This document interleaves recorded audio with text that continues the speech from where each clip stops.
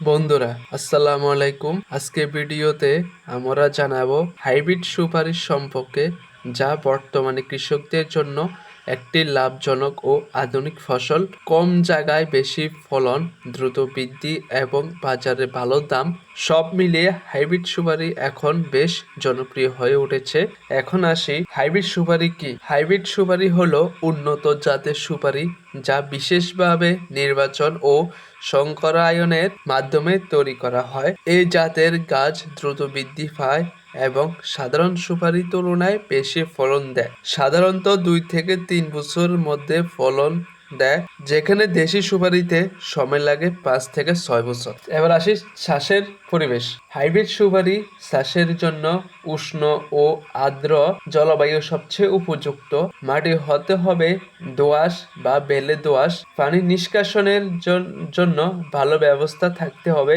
রোদ বৃষ্টি সঠিক ভারসাম্য প্রয়োজন। চারা রোপণের সঠিক গর্তে জৈব সার ব্যবহার করলে গাছ দ্রুত বেড়ে ওঠে। এখন আসি চারা রোপণের ও যত্ন। চারা রোপণের সময় গাছ থেকে গাছের দূরত্ব রাখতে হবে 6 থেকে 8 ফুট। নিয়মিত সেচ দিতে হবে। আগাছা পরিষ্কার করতে হবে। বছরে 2 থেকে 3 বার জৈব সার ও রাসায়নিক সার প্রয়োগ করতে হবে। পোকামাকড় বা রোগ দেখা দিলে দ্রুত ব্যবস্থা নিতে হবে, না হলে ফলন কমে যেতে পারে। এবার আসে লাভ ও বাজার চাহিদা। হাইব্রিড সুপারি চাষের লাভ তুলনামূলক বেশি। দ্রুত ফল, প্রতি গাছের বেশি সুপারি, বাজারে ভালো দাম।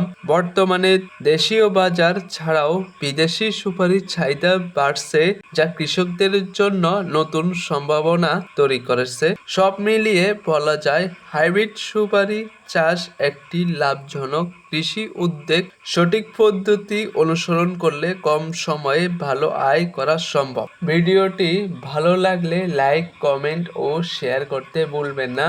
আর এমন আরও কৃষি বিষয়ক ভিডিও পেতে আমাদের চ্যানেলটি সাবস্ক্রাইব করুন। সবাই ভালো থাকবেন। আল্লাহ হাফেজ।